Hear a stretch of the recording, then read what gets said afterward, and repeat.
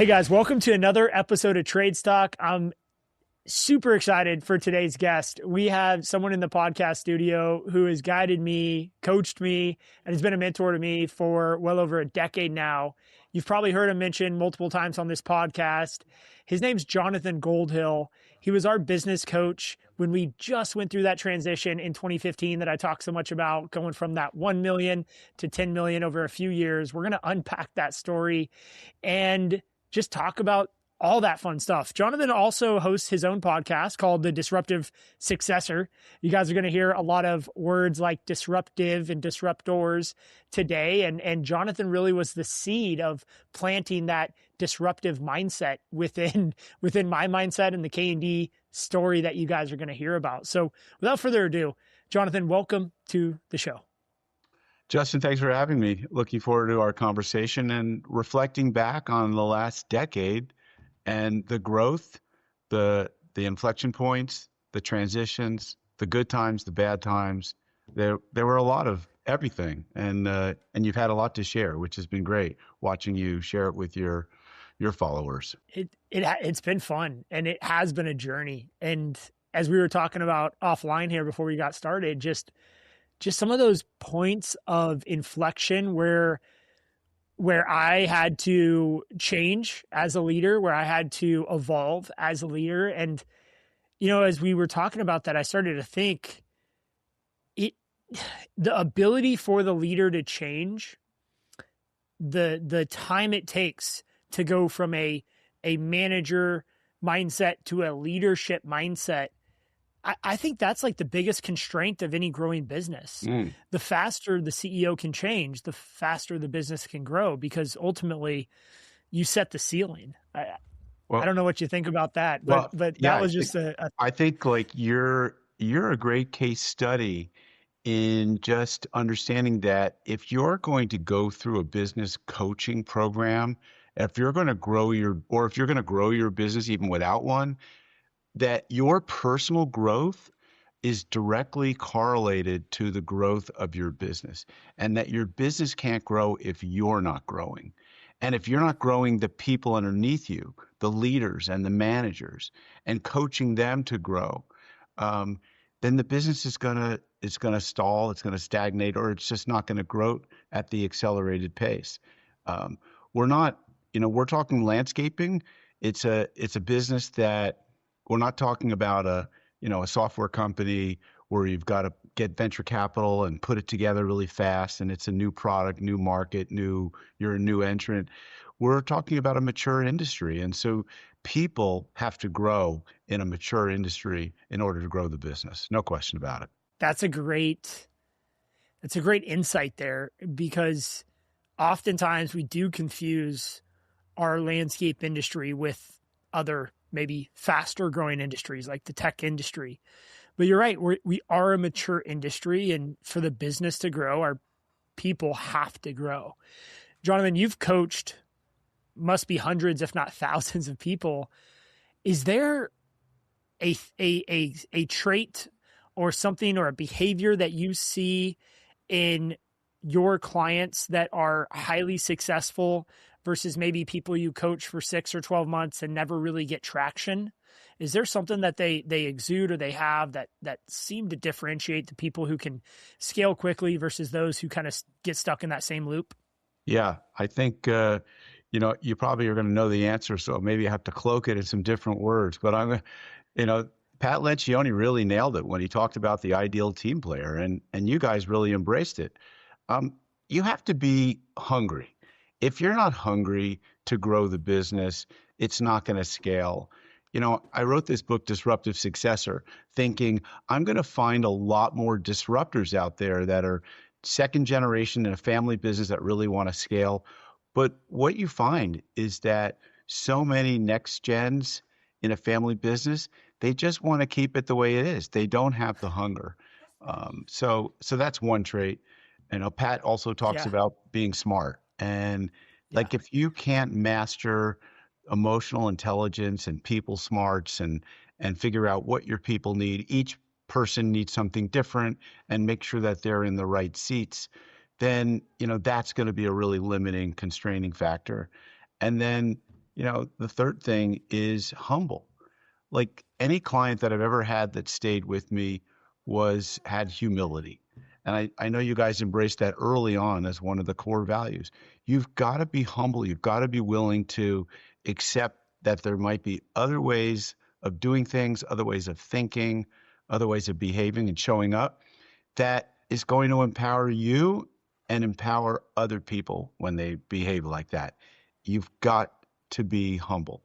If you're not, then it's it was the guy named T. Harv Eker. He wrote the Millionaire Mind book, and he said the three most dangerous words in the American English language was "I know that." And I know that, you stop the Yeah. learning there. So Yeah, you shut it down mentally, and you shut it down to your subconscious. That's like trying to learn and trying to understand what's going on. I heard a quote yesterday. No, 2 days ago, I was listening to a podcast, and the quote was, "In today's world, you have to have maximum mental flexibility." Yes. And maximum humility, because no matter what you know or how successful you were last year, the rules of the game have completely changed in the last month, specifically in AI. Oh my gosh. And no matter AI, right? It's what a game changer. Like, but what we're talking about, these are fundamentals. These are truths that I don't think will ever change in the future. I mean, this idea of being humble, hungry, and smart, these are things that I think will exist in perpetuity, no matter how much AI takes over. These are things that will always be true and will always be an advantage to those that embrace these behaviors. Yeah, well, I mean, what people are talking about in terms of the limitations of AI is that it doesn't have an emotion, it doesn't have feelings, it doesn't have the and it was criticized. If you remember, ChatGPT 4.0 got criticized for being too sycophantic, which means it would tell you, "Oh, Jonathan, you look great. I love your hair. You're so smart." It always made you feel really good. It didn't have enough grit and challenge you, and so they fixed that in the 5.0. But the lack of emotional connection is something that is going to hold it back. But I got to say, it's getting better and better and better. And I use it every day. I mean, it used to be, 4 years ago, it was always, "Hey, Google," and I would ask my phone to give me answers. And now it's more like, "Hey, Gemini." And it's amazing how, even in my car, I have Grok in my Tesla, and you can have a conversation that is quite impressive in terms of the feedback you'll get. You once told me you ran your financial statements through AI and got it to analyze it. Yeah. We hear about use applications that are right. Use applications that we didn't think about using, and just more and more we'll be using it. It's incredible. And when you start to understand which tools are used for different things. So for like financial analyzation, I use Claude, and I've programmed Claude. It knows what our 2026 budget is. It knows our overhead distribution breakout as far as what overhead goes to what division. So I can get divisional net profit by uploading a single P&L for a single period, whether it's a month, a quarter, or a year. And I'm able to I don't have it connected to too much because I'm a little worried about security when it comes to financials. So I kind of keep that a little bit isolated. I don't use it for, like, I use ChatGPT and Gemini for a bunch of other stuff, but Claude I just use for financial analyzation. And it's like, I upload year-over-year financials. It's like, oh, your marketing spend went up as a percentage of revenue, but your sales didn't, or your sales increased, but your gross profit didn't, or your overhead salaries are growing faster than your revenue. And you start to identify trends that are really hard to see with the human eye. That's not a CFO trained person. And Jonathan, you've trained me on most of the financial literacy that I have came from your training, from our coaching of just looking at numbers. So I can look at a P&L year over year and start to see trends pretty quickly. But, a branch manager of a company, of a landscape company that was promoted up the ranks, they're going to have a hard time identifying those trends. But with this technology, they can be empowered to, really put together some great month-end reports from a branch level or a division level or even a company level. And look, I mean, maybe we're jumping ahead in terms of the topic, if we're going to keep an arc to this, but if you're going to scale, your branch managers have to have ownership of the P&L. As a matter of fact, when you and I were first coaching, we were following and talking about Valley Crest, which was in the process of being, acquired or merged into Brickman through KKR. And branch managers did well over $1 million, some 5, some probably even $10 million in business. And they had P&Ls, and they needed to be, when they were acquired as a company, they had P&L responsibility. So it was an easy transition. I think it's really tough still for a lot of fledgling landscapers and tradespeople who are out in the field and are, as I call it, busy, like too involved in the technical trenches of the business, for them to really understand financials, financial analysis, balance sheets, which most of them don't even realize they have one. And now to layer on AI on top of that and tell them, hey, you better get hip to this stuff, because while, I think you posted today in LinkedIn, Yeah. that, AI is not going to get out and mow lawns. It's not going to cut the flowers. It's not going to plant the trees. It's not going to build things. It doesn't, we're way, way away from having robots do that stuff. But you need to be able to get yourself into the lane where you're learning about this stuff. It's absolutely incumbent upon you. Yeah, I completely agree.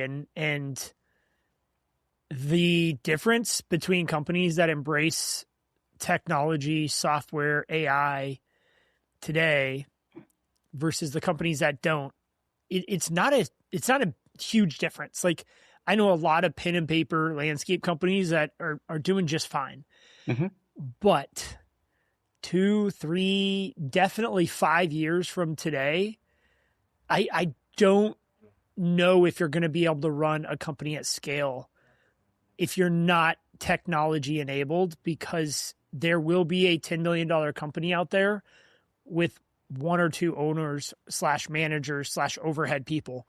And the rest of the team will simply be technicians in the field, moving atoms and building things.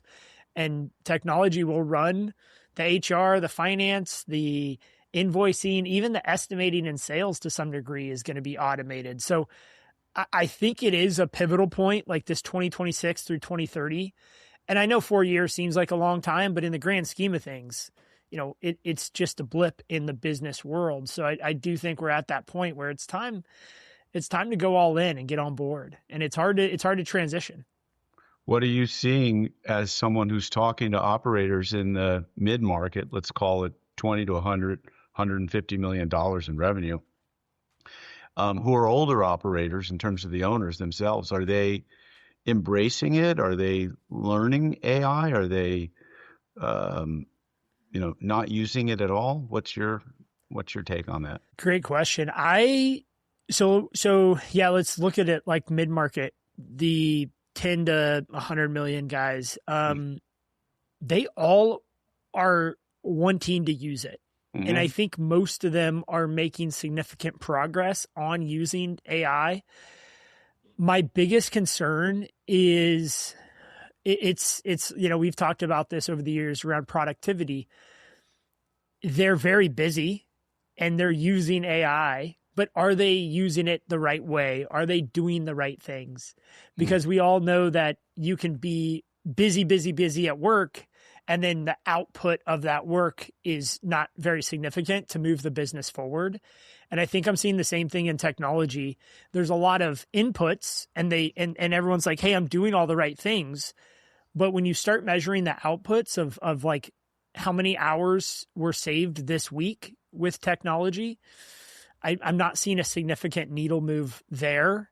And I do think that there's this, I don't know, we should probably name it like some kind of phenomenon or something where people are using technology just so they can say they're using technology, but they're only measuring the inputs. They're not measuring the outputs. And until you hire someone in your company that is 100% focused on technology, I don't know if you're ever going to really get that traction that you desire.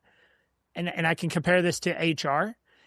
When you're scaling from 10 to 100 employees, there's a point, usually around 50 to 60 employees, where you need to hire someone to do HR. And if you don't, then it's a shared responsibility that's never really done correctly, and it can get quite dangerous. And I'm seeing the same thing with technology.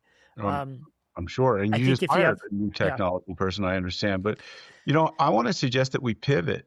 And because I yeah, think, let's do that. I was yeah, going to do the the same learning thing. experience here, I think for the listener is probably understanding the cycles or stages of growth that your company went through. Maybe you've already unpacked this for people in other episodes, but I think it always bears repeating, right? So you started off Absolutely. when we first met. Um, your mom and dad were owner operators. Your mom was doing the books, and your dad was basically running the jobs, and you were up and coming as a VP in the commercial division. And then shortly after we started, you transitioned to becoming the CEO. But at that time, you were probably what, 15, 20 employees, maybe? Yep. And Yep. We hovered between like 12 and 20, depending on the season. right. And so then you went through a phase, and let's just call that, how should we name that? Moving from owner operator to kind of setting the stage for growth. And as I Yeah. I mean, recall, right? I'm sorry. Go yeah. ahead. No. I would say the stage was truly transition or succeeding the first generation founder. Yeah. Yeah. So we went through an experience where mom left, and that was the Mm-hmm. first time we did a valuation of the company, and a buyout and a negotiation, and where emotions and tensions can run high in a family business, in any business, but even more so in a Yeah. family business where a founder is now being sort of shown the exit door, and she moved on and changed her path in life. And Mm-hmm. now it was you and your brother and your father, which is an Yeah. interesting dynamic, right? When you have, I was always told by my wife that when you have three kids playing, there's always one on the outside. So that always can be a bit of a problem. The interesting dynamic at that time, there was you and your brother and your father, which is an interesting dynamic because I was always told that when you have three kids playing, usually one person is left out. And so, but without getting into specifics, there was a time when I was coaching each one of you individually and focus on the growth that each of you could go through to get to the next chapter, the next place of evolution. What else do you recall from that time? It was a tough time because our business had always been ran by my parents. And so my mom leaving, although everything kind of worked out in the end, that process, I don't talk about it very often, honestly. I kind of breeze through it when people ask about the story. I was like, oh yeah, my mom left and I took over and we were 10 million 5 years later. That process, like you were on the inside, I remember like there's this image in my head that I go back to. I was in Lake Tahoe in the winter on a ski trip with my friends, and I remember being in one of the rooms. I'm talking to you and my mom. We had like a three-way call, and we were trying to work through this challenge that we had where she really didn't believe in the vision that I was trying to put forward, and when I look back, really what it came down to was the fear that was overtaking her of where the company was going to end up. And she had every right to have this fear, because if we look back at Justin, at my track record, I dropped out of high school. I didn't finish college. I never really finished anything I started. I was always the shiny new object. And I always, I'd race dirt bikes, and then I did this, and then I got into mountain bikes and then snowboarding. And like, it was always something new. So she said, hey, this is just another thing that you're going to get tired of in 2 years. And so, and this thing's like really big. This is her retirement. This is a big, important thing for our family. And it's fed our family, and we've lived off this business for the last 20, 30 years. So that was very emotional and very real. Like, it was grown up time. And I was 25, 26 years old. And through that process, it was, for me, it was this realization that it's no longer just about me. And it's no longer about me being a project manager or a salesperson or a commercial VP. It was, I want to be CEO. And now I don't just have to make sure my parents have enough money to retire on, but I have 15, 20 families that show up every day and expect there to be work every day so they could feed their families. And you helped me go through this really interesting transition. This is the first of many transitions or transformations I went through, of realizing I had to embrace some level of humility and some level of self-accountability, that I needed to show up and not just treat this as my next hobby, but actually lock in, create a long-term vision, and take the company to where I believe it could be taken. And through that process, what we went through was we developed the core values, the purpose, or as Simon Sinek says, the why, which you showed us his video back then in 2015, and our 10 or 15-year BHAG. And that anchored everything for me. Like, going through that exercise, I think we finalized everything. I was looking back at this. It was like late 2015, early 2016.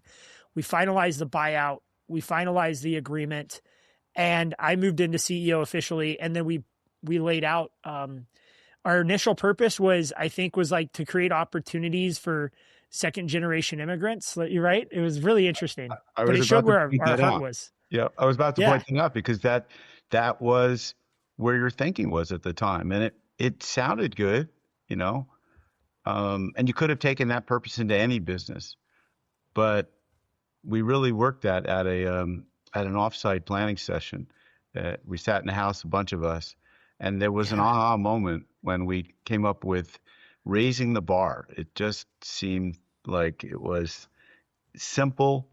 It created an epiphany, an experience, and you guys latched onto that. And that, I think, for me, as from an outsider looking in, that was an inflection point, because now it was about hiring everyone who wanted to raise the bar, themselves personally, as a department, as a company, as a community, steward. So, and then the quality also. It was all about raising the bar. That was a big deal. It's incredible, because it's led us so much. Like, yes, we have our core values. Yes, we had our BHAG. At the time, it was 300 employees and 30 million by 2030. Mm-hmm. But, that didn't drive our behaviors as much as raising the bar drove our behaviors. Whether it was our community beautifications, whether it was hiring the best people, whether it was going to conferences and speaking on behalf of the next generation and spreading the ideas of raising the bar, it's led me into the place that I'm at today. And almost every big decision I've made, whether it's, going after a new market or hiring or what have you, I can track back and actually tie back to raising the bar, which is what I think a real why, a real purpose is supposed to do. Yeah. As you pointed out, it was happening on all levels. It was happening in the industry for you, getting visibility in the industry. It was happening in the community. The give back programs, the being visible in the community, I think was really powerful. I had another client at the time that lives in the same neighborhood. You know who I'm talking about. He's no longer with us. But he said, I see their trucks everywhere. Those are the cleanest, nicest looking trucks. And his trucks, by comparison, were not so clean and nice looking. So he really noticed that. And, that was, and I told him at the time, I said, this is part of like raising the bar. Everyone's, these are drivers who are going to get rated on how clean their trucks are, outside and inside. How organized are they? So it's not about just punching the clock. There's a lot more going on here than just showing up, doing the work. If you don't have ownership, Yeah. then, and I think that that was a next phase of growth. What, right? We started working on the organization chart or the accountability chart, whatever you want to call it, Yeah. getting really clear on people's five key roles. We had five or a handful of core values. We wanted to make sure they fit them, and everyone would own a handful of key performance metrics that they had to be responsible for. And that started, I think, that was like another shift where leadership and managers had to own how they showed up, how they got things accomplished, who they were, how they interacted with their other, their coworkers and their subordinates. And that's where we started running into some problems next, like a legacy employee who had been around since the very beginning that wasn't fitting the core values. And it was a tough time having to have tough conversations with him. But so I think that Really next tough. stage of growth was a shift that was like leadership decisions that changed everything. And it wasn't systems or software, but it was the structure that we put in place and the systemic thinking around results, decisions, outcomes. So, what's your take on it? I love where you're going with this because you mentioned outcomes. And that was a big differential from where we came from to where we were going. Was we started to assign outcomes to different people in the organization, which we had never done before, because all the outcome was that we had money in the bank and there was jobs to do on Monday. That was kind of the outcome that we built the business on. And then it started to come into what are the sales goals and who owns that outcome? What's the gross profit and who owns that outcome? What's our hiring goals and who owns that outcome? What's our growth goals and who owns that outcome? And as we started to assign responsibility of outcome, we started to realize that certain individuals were doing great and they were delivering on that outcome. And then others were doing the busy work. They'd show up and they'd work really hard and they'd be there for 12 hours a day, but the outcomes weren't there. And as soon as we started to hold people accountable to the outcomes, as you said, we started to run into challenges and we started to run into problems. And that, I think, was the next shift. The next shift of leadership was around 2018. We hit 5 million in revenue, and we had to create divisional leaders. And Jeff Slough was our first real divisional leader outside of the family, me or Shane, or me and my brother Shane and my dad Kendall. He'd owned a business before, so he was a perfect person. But we had to start to assign these leadership responsibilities, and we broke it out based on the division. And Jessica, my cousin, started to own more and more of the people and finance and administrative side. And what I mean by the shift that happened is we had to hold those people accountable when they missed the goals. And that was the hardest thing to do. It's really easy to get excited about setting budgets and goals and targets. It's a lot harder 6 months later when those targets are not on track to have those tough conversations and eventually transition people out of the company. And that was the big transformation I went through in 2018 was actually letting go of one of my best friends, one of our sales guys. That was a tough decision I had to make. I remember that. And Yeah.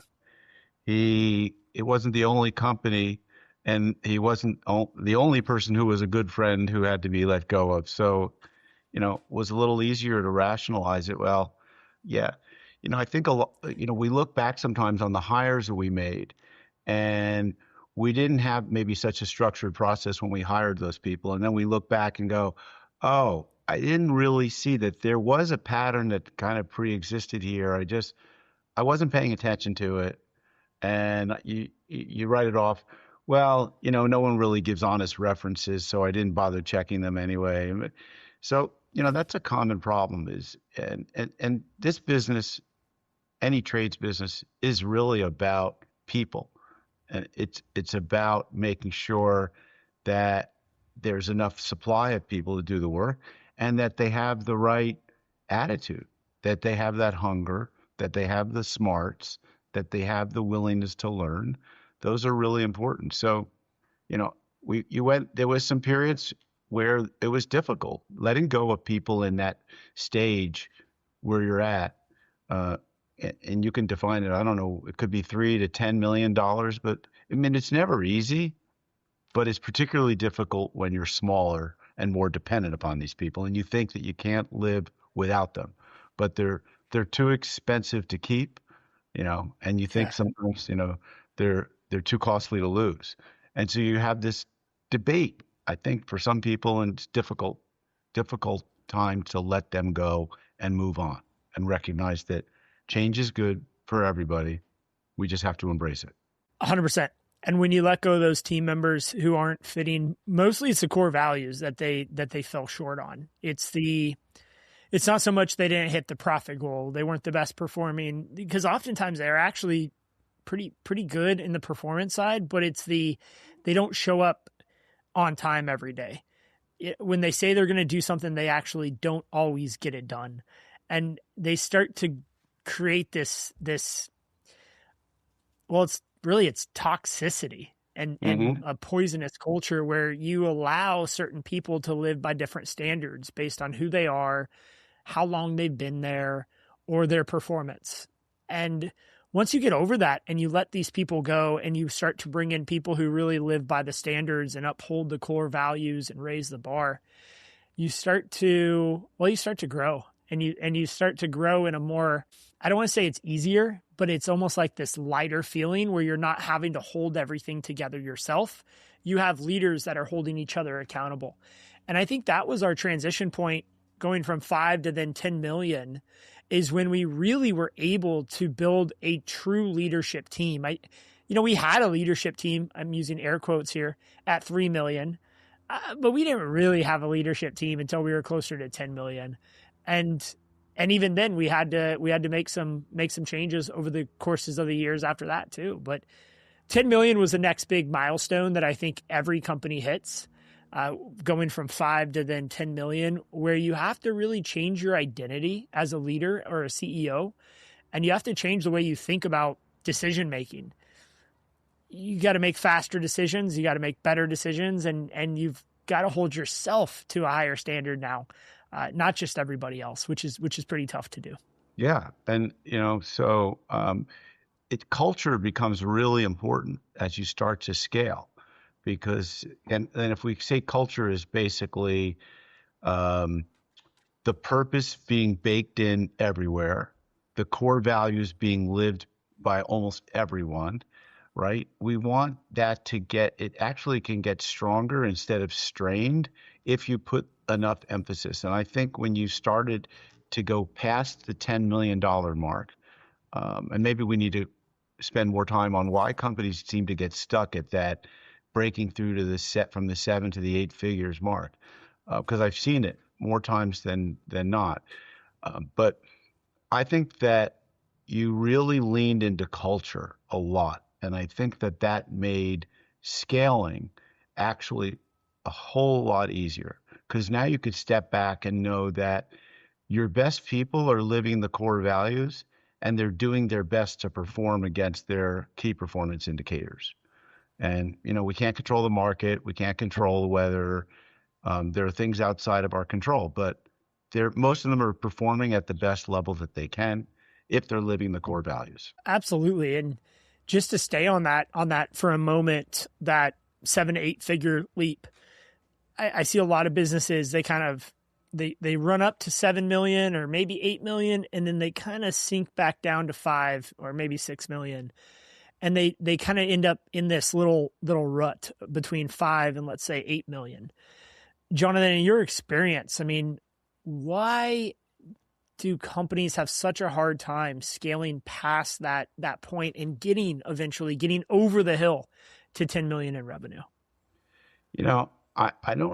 For some reason that seems to be a psychological number or barrier, but I think that the reason is there has to be a confidence, a proactive approach to every element of the business that's operational, psychological, financial, and so every element of the business and every element of the person is getting tested.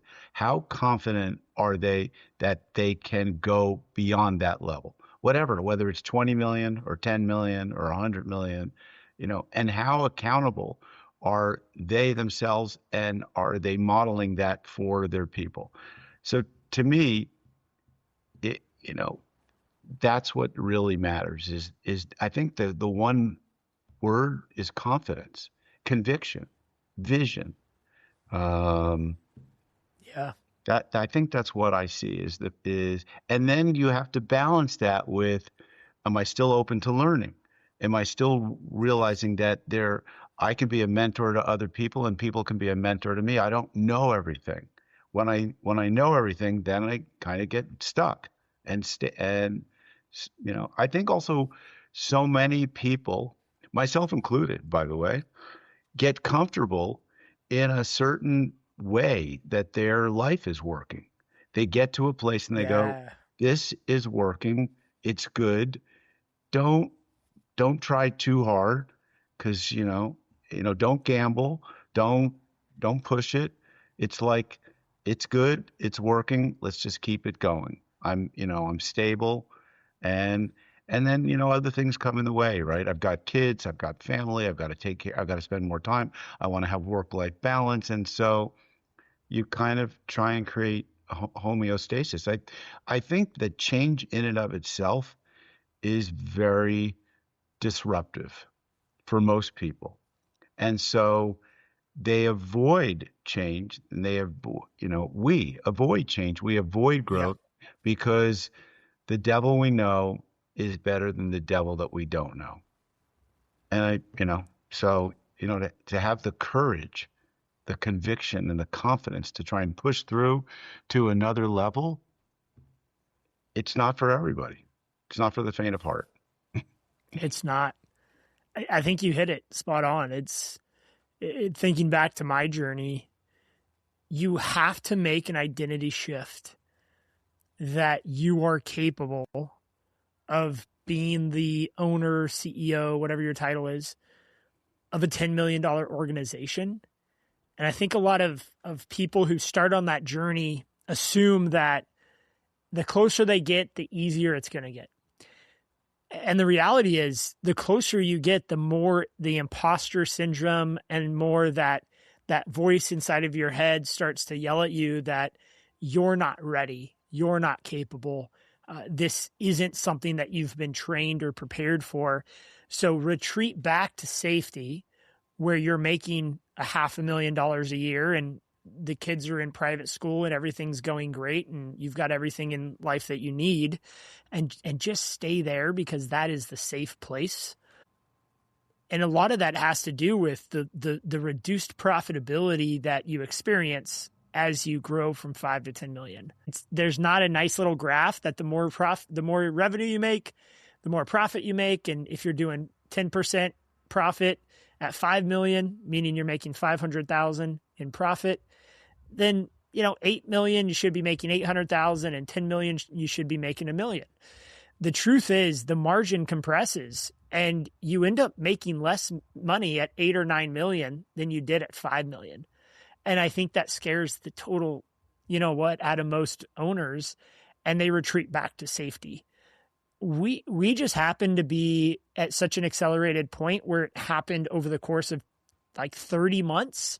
We went from 5 million to 10 million. And because it happened so quickly, I almost didn't have time to pull the cord and retreat back. So I think that was part of it. But the other part was the relationship and the coaching that you and I had.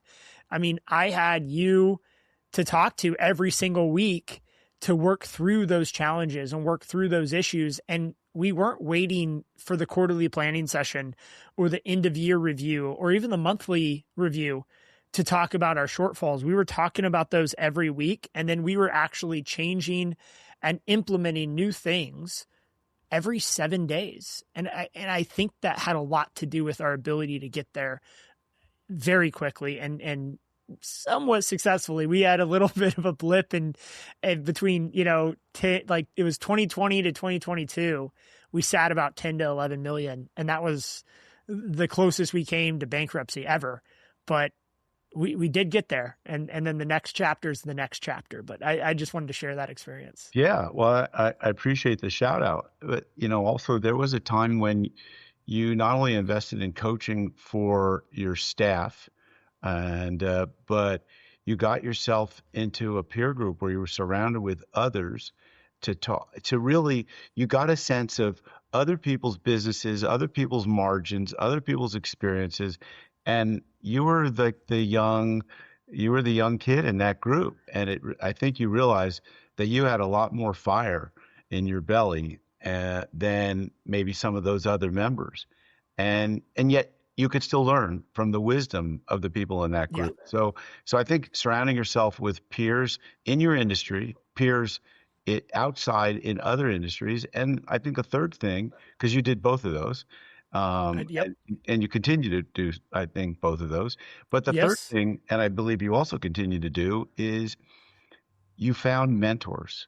You were not Yeah. afraid to pick up the phone, drive, maybe even fly to parts San Francisco, talk to guys who were running 20, 30, $50 million companies and apprentice yourself to them. And they were generous to share information. And like that is invaluable. Most people don't take that step. I remember when I first started coaching, I would take people through this quarterly workshop content of which you got to experience. One of the things that people had to put down in their personal strategic planner was like, who do you want to model this quarter? Whose mindset and you'd literally either read about them if they were maybe someone who was deceased who built a successful business or alive, or you'd go meet with them in person and talk to them. And you did quite a bit of that, Justin, and I think that was very helpful for you. It Absolutely. It's something easier said than done, oh, because you're like, oh yeah, just reach out to a couple people that are doing, double, triple, quadruple the revenue that you're doing. If you're doing 10 million, find someone doing 40 or 50 and give them a phone call. And, there's this beautiful thing called the on the landscape top 100 or the landscape management top 150 that lists the top mhm. 100 or 150 landscape companies. And if you're in a different industry, there's one of these in almost every industry. And so I called up John Valet, like kind of cold called him. And John Valet and I have become great friends over the last 10 years. And I still meet with him regularly and ask to take him to lunch and just ask what's going on. And I continue to do that today. Funny enough, big shout out to Chris Angelo. Chris is down in SoCal, Chris with Stay Steady Green. green, And he sure. was on the podcast last week, actually. And I sat down with him and just asked him. He has 10 branches. We have one going on 4 branches. I'm like, hey man, like, how do you operate 10 branches? And he told me, his exact playbook. And he's like, here, man, here's how we do it. And I think you don't know how open people are going to be until you start asking. And once you start asking, you realize everyone who is successful that I've ever met is very, very excited when they're asked how did they become successful, and they're very happy to share those lessons that they've learned. Yeah, and I'm sure you covered this on your podcast, but Chris was a Gen 2 leader. His dad started it, Yep. Richard Angelo. Um, his sister was involved in the company, and she ended up marrying someone else who started his own company. He left and started his own. He was actually my landscape project manager at my home, um, and he was very involved in the California Landscape Contractors Association. Still is probably. But Chris is someone who modeled that confidence and also that hunger. He was a disruptive successor because what Richard had built Yeah. was a much smaller footprint of a company.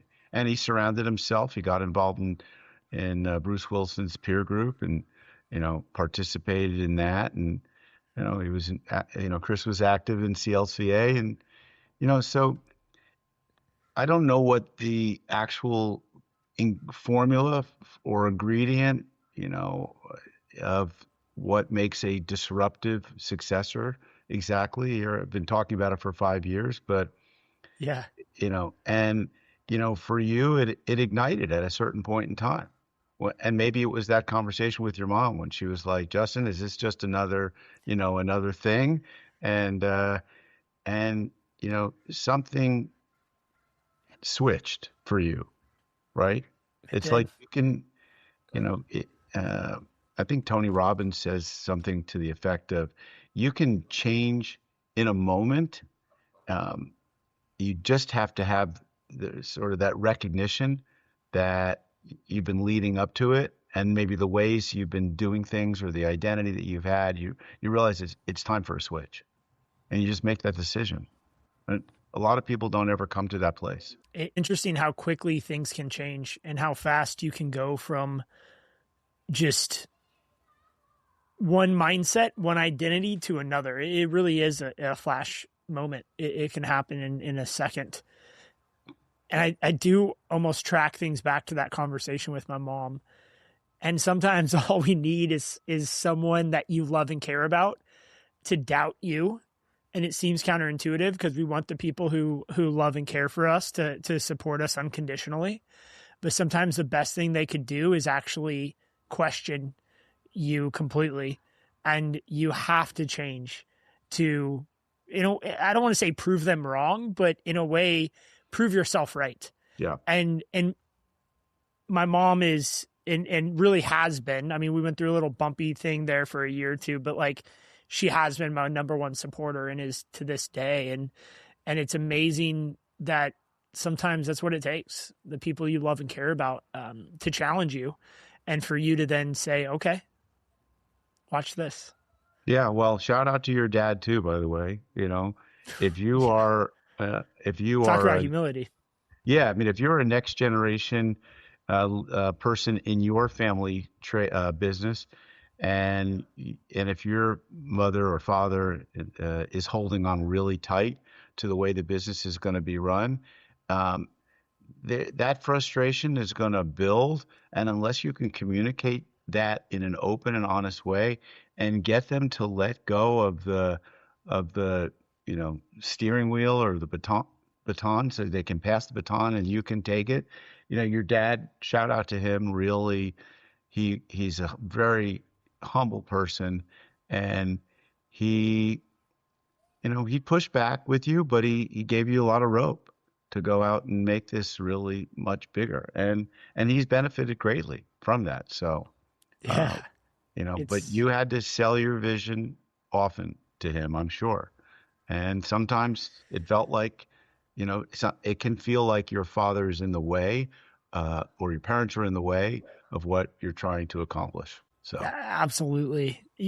You, and I would just say for people listening, there's a lot of people in this situation, whether you have a son or daughter that you want them to take over and maybe they're not interested, or you are the son or daughter and you want to take over and your parents aren't ready to let go. It's not a one and done thing. You can't just have a conversation and then you're like, all right, I'm in charge now. It's like, it literally took 5 years of showing up every day and telling my dad, this is my vision of the future. This is where I want to go. And then executing on that vision for 5 years until finally, and I mean, I shouldn't even say finally, like it should take 5 years because it took him 30 years to build what I took over. So yeah, it should take 5 years for me to prove myself. And then once I did, he said, okay, let's go. yeah, And for the last 4 years, there's been the slight challenge from time to time, which a good board member would do, but there wasn't the, it's not like the father, like, you're not ready for this, son. He shifted right around that 10 million mark and he was like, all right, well, I guess he took, we're doing this. And it's been pretty phenomenal for the last 3 or 4 years. It's just been so fun, so rewarding. And, big shout out to him for yeah. allowing me to have that grace. 100%. And so, I'd like to get into talking about what scaling actually looked like from 10 to 20 million. Yeah. But let's just, one further comment about the father-son relationship is that in a trade where a lot of the knowledge is passed down through learning. And I would say I would pick plumbing as probably the best example, because I don't think there's great plumbing schools, trade schools. You learn this mostly from your father, who learned it from his father. And that's why you see so many plumbing companies, so and so and sons. It's really common. And so when they hold onto the technical knowledge and feel like that's the guts of the business, that's the most important thing, that's when the next generation leader can really be stymied in terms of trying to take control and grow the business. And so, that's a big thing. You need to look at it.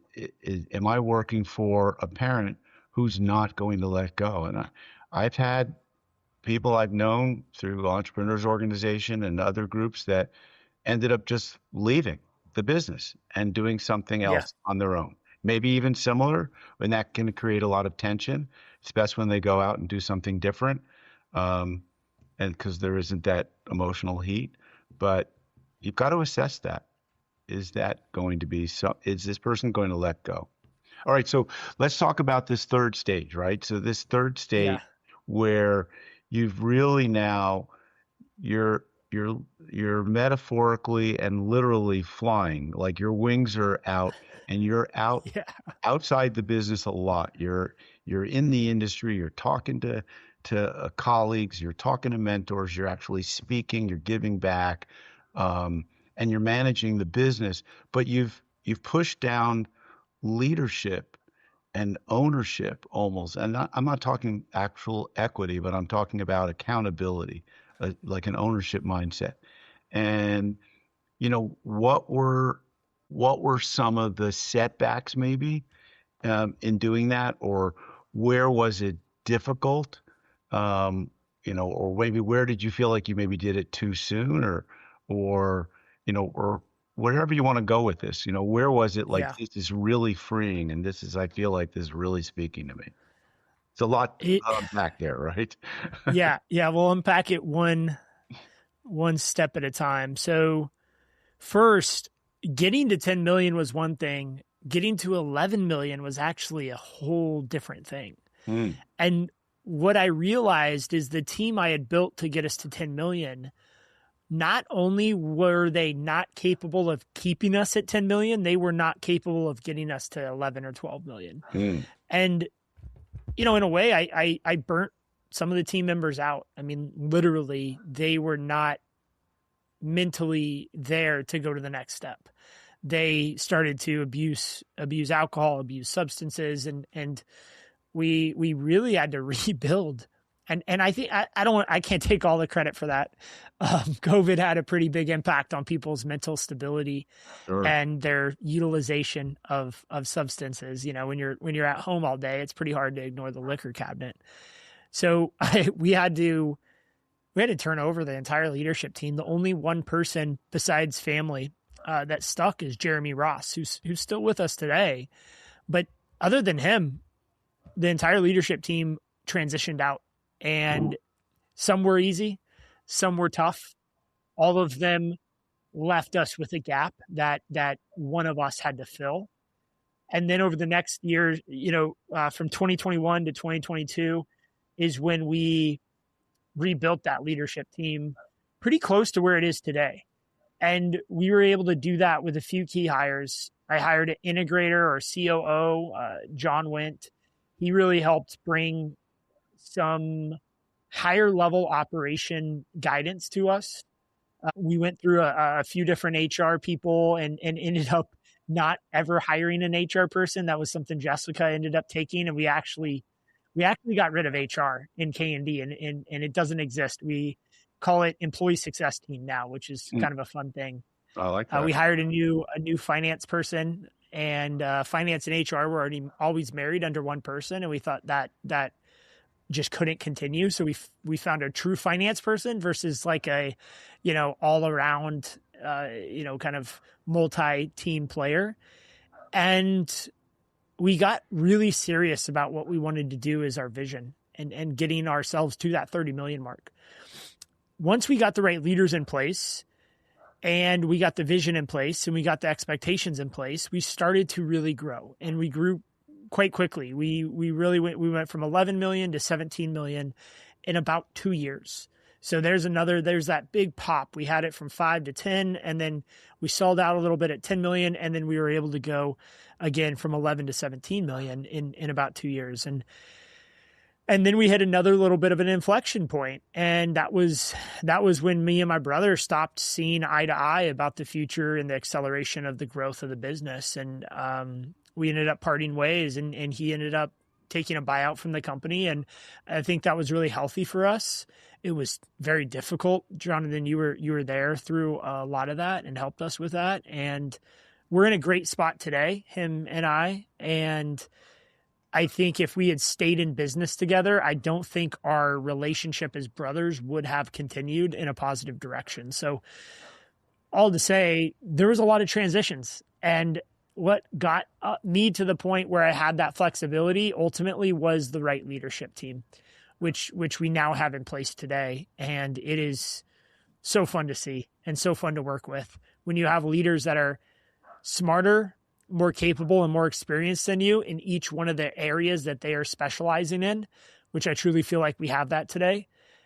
That's a great feeling. And that's when I was able to really start to build outside the business and start to create this brand behind K&D and behind Justin White that I believe is going to really be an unlock for us as we start to go into our next phase, which is inorganic growth, acquisition, and partnership. So, what scaling really looked like was the team got really unified. The confidence, the accountability, the proactive behaviors got cemented as a team. You were able to fly, figuratively and literally speaking, giving you time and headspace. There's a lot of headspace at 15,000 feet or wherever you're flying at. There it is. So, and then growth can start to become more predictable because you're almost a little bit on the outside looking in.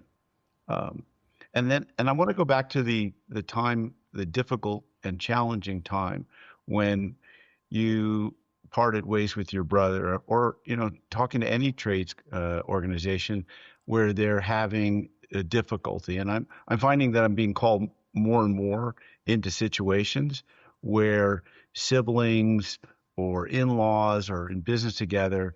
The difficult part about getting hired in those situations, usually there's one person who wants to hire you and another person who does not want to hire you. But I think what's really interesting is that, I was in a workshop the other day talking about the polarity model. And polarity model is where it's not an either or, but it's an and, because these polar opposites exist where one wants growth and the other wants stability, but there's pluses and minuses of growth, there's pluses and minuses of stability. And until you can look at what that dynamic is, it's different than having the dynamic of duality where we either grow or we stay stable. And I've always said, if you stay stable, you're going to die eventually. You can't just stay stable. But if you grow too fast, you might grow out of business. So that, you've got to manage this. And so, I just put out a blog today, and I had to think about, did I write the right thing where I said, are you a family first business or are you a business first family? I think that, I don't think it's an either or is my point. I think it's an and, because you can be both family first and business first. And at times you have to prioritize or choose to prioritize one over the other based on the way the pluses and minuses work out on the balance sheet. And for you had to go through it being a business first. It was difficult. It strained the family relationships, but then it's smoothed out. And your brother, I think, I haven't spoken to him too recently, but I think he's in a better place doing what he's doing and he's probably a lot happier. And he found a partner in Oh, life, and no doubt. building a family, and it is more at his speed. So, I think that this is one of the dynamics that gets complex in a family business is when you've got to make those tough decisions and have those difficult conversations. And the easiest thing is just to avoid them and wait till they mount up and get really painful. So, but you That and can't. and unfortunately, that's what so many people do. But you're right. There's so much to what you said that resonated, and I think resonated probably with a lot of people listening. It's like there are points in your company's growth where you have to prioritize the company. And as a family, that is really hard to do. Because I'm sure when we ask people their purpose, I know this is like what my dad always said. And I think most of us, if we really go level, deep, you end up like, why do you do this? To provide for my family, my immediate and extended family. And so when you have to pick the business over the family, there's this weird dichotomy that comes into your head. And you ultimately justify not having those conversations because you want to be family first. Right. But in definition, by being family first, that means business is second. And it just doesn't always work. I think a No. lot of people struggle with that.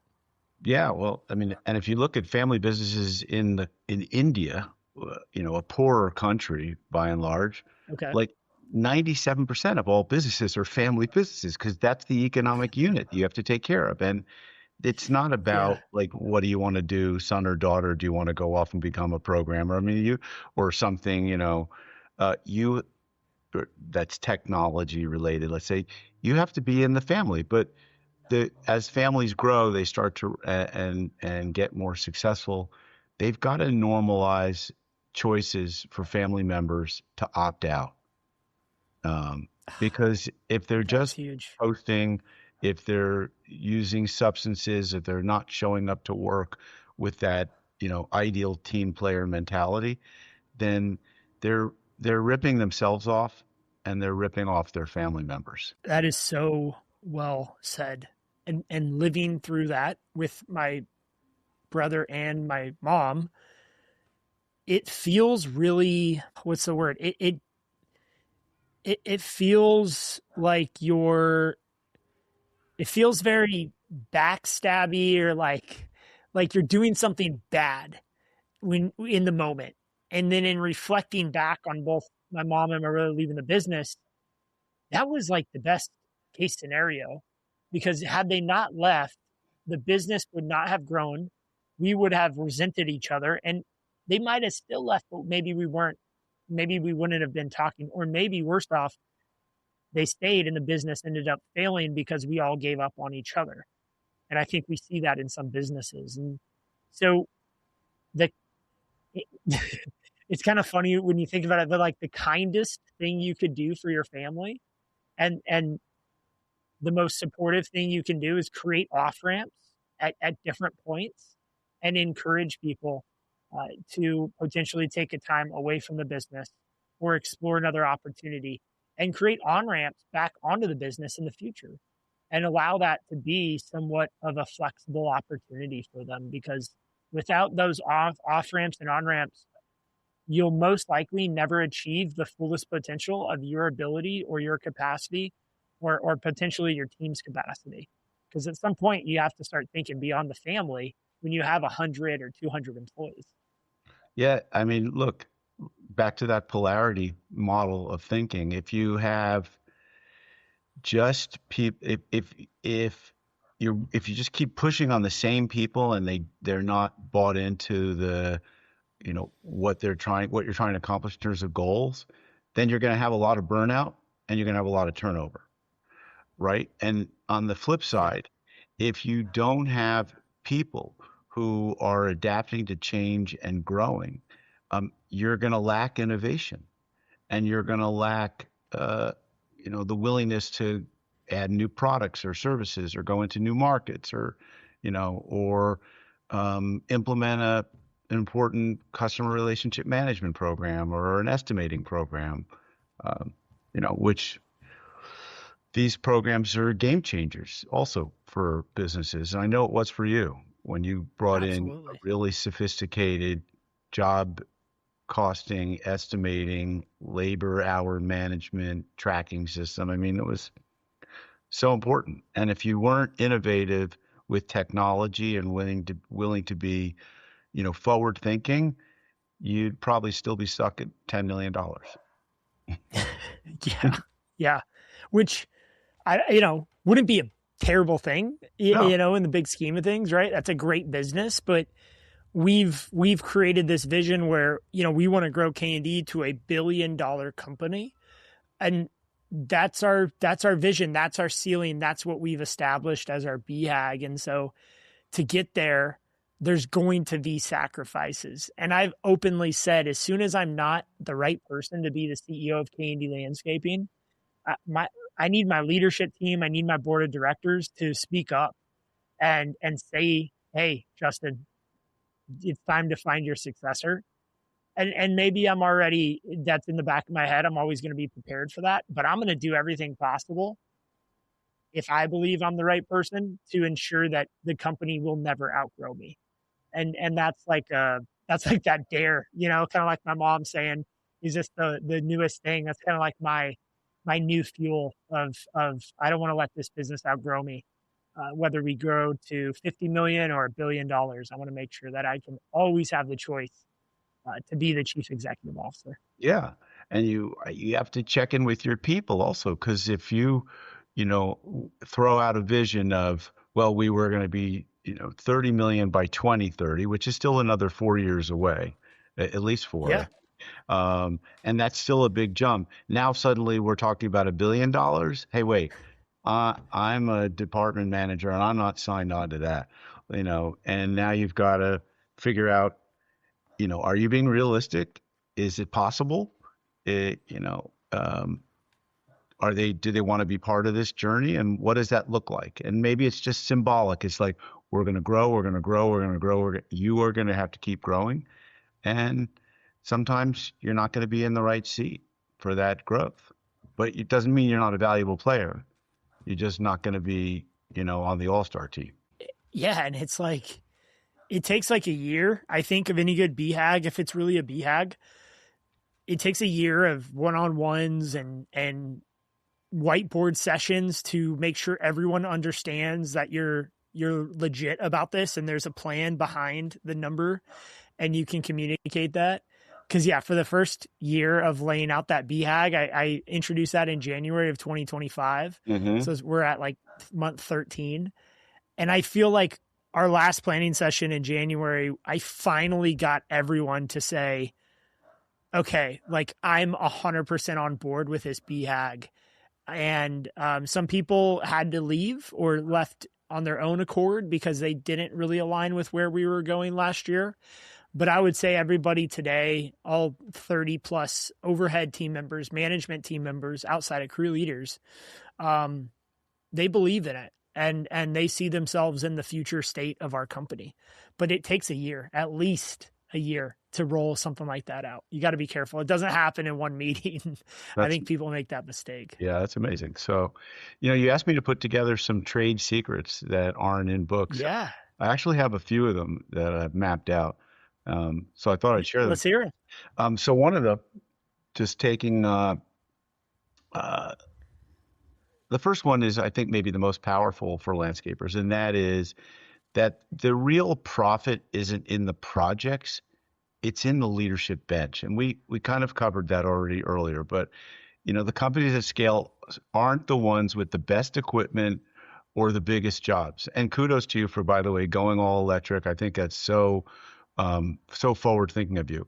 But as you've articulated already, the best landscapers are the ones that intentionally build their crew leaders who own results like mini CEOs, branch managers who own it like absolutely. Because landscaping is crew dependent, and at the field level, that's where margin, quality, client retention, that's where it's measured. That's one trade secret. I love it. I completely agree with that. Yeah. The other one is more operational, and it's you don't lose margin in the estimate. Of course, you really have to have a good estimating program, but you lose it through unclear expectations in the field. When foremen know exactly what's done right means before the truck leaves the yard, profit goes up without raising prices. Um, so this hits at job costing, callbacks, execution, very relatable, I think, and very operational, especially to people who are in the technical trenches. Absolutely. Right? And then stop managing tasks as an owner and start assigning ownership. You know, when crew leaders own client satisfaction, job profitability, scheduling, and labor hours, then your business Yep. stops depending upon you as an owner, operator, or department manager. And that, that's again pushing ownership thinking down as far as you can. And again, people maybe they confuse the term ownership with equity, but it's social equity or psychic equity. It's they've bought in and they're part of it. Yeah. Um, so and then like growth doesn't stall because of competition. It stalls because owners never leave the like they ownership never leaves the top, and they don't push it down, and they control it. Uh, I found the most difficult people to even try to coach were people who, as I said earlier, either I know that already or they're not willing to develop the people underneath them. And so, focus on your people. They're the asset that walks out of your company every single day and they come back the next day and they're not on the balance sheet. So you don't see them as Yeah. equipment or cash or accounts receivable. They're real human beings with feelings and fears and hopes and desires. And if you don't care enough to get into their world and know what they want, then why the hell will they care enough to get into your world and get what you want for them and for you? So I think that's really key. That's so key. I I think what you said, that our people leave every day and there's no promise they're coming back the next day. And that in itself should keep every leader, owner on your toes to be the best, most accountable person to your people you possibly can be. And I think that's just so well said. Great trade secret. Yeah. Thanks. I think we've got to invest in our people. I think one of the first books I ever read when I started getting involved with the landscaping industry was, and this was probably 2005, and it might have been a book written in 1991. I would read anything in the landscaping industry I get my hands on back then, and it was written Yeah. by someone named Jim Houston, who's pretty well known in this industry. He was Oh the yeah. guy, the guy who did estimating, and it was back in the day with spreadsheets and stuff. Um, but he said, the two things that owners need to invest in are training and marketing, and which is it's kind of similar to what Peter Drucker said. It was like he said, marketing and innovation are the only thing that produce results. Everything else is a cost. Um, and so, and Jim noticed through working with landscaping companies over many years that the companies who didn't invest in training and marketing, or during downtimes wouldn't double down on training and marketing, these were the ones that ended up stalling out and not growing.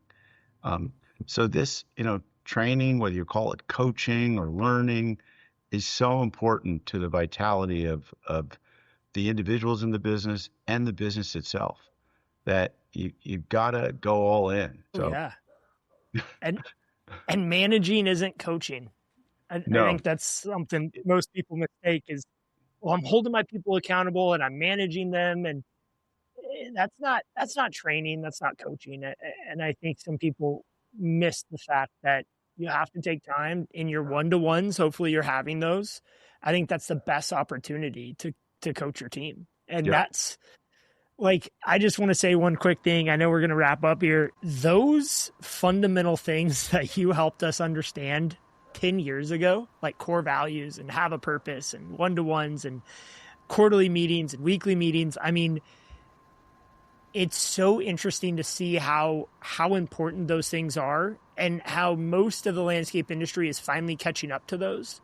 And I hear people say, "Oh, I just started one-to-ones and it changed our business." And I was just like, yeah, like it feels so good to just know that we kind of had a little bit of a head start in those areas. And that was innovative in 2015 and 2016 is having core values, having weekly, they weren't called L10s. We were in scaling up at the time, but pretty quickly EOS L10s and just the cadence of meetings and quarterly planning sessions. We have not missed, by the way, Jonathan, we have not missed a quarterly planning session since I think it was Q4 2015 when we had our first one. And we haven't missed it since. And I love that. That's a big part of those intangibles that make a company either successful or just repeat the same 6 months every single 6 months until they go out of business. Yeah, and the companies that do quarterlies and then say, this is just getting stale, and they don't figure out how to make it better, how to really talk about keeping it going. And also the companies that stop doing daily huddles, stop doing weekly meetings, stop doing monthly learning, those are the ones that kind of get stuck. And they start to believe in the thinking that meetings don't work. Well, bad meetings don't work, and that's exactly right. But good Yeah, meetings do work, and everyone can bring something to the meeting to make it good. And if they can't bring something to the meeting, or if they don't have a participation, then they don't need to be there. They don't need to be on that team. So meetings are so important. Work is what happens outside, but the thinking, the working on the business is what happens in the meetings a lot.